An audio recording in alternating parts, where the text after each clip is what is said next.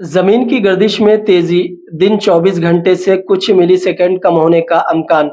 जमीन की गर्दिश की रफ्तारी में मामूली तेजी का रुझान साइंसी माहिरीन की तवज्जो का मरकज बना हुआ है।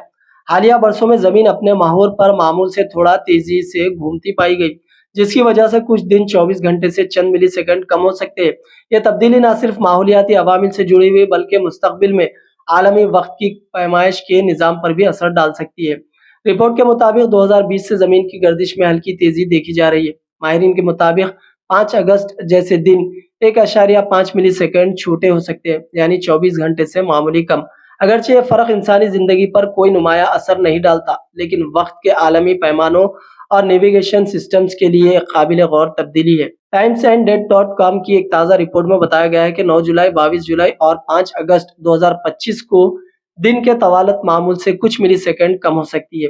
यह फ़र्क इंतहाई मामूली है, लेकिन साइंसी लिहाज से अहमियत रखता है, क्योंकि इससे जाहिर होता है कि ज़मीन की अंदरूनी या बैरूनी सरगर्मियाँ इसकी रफ्तार पर असर डाल रहे हैं।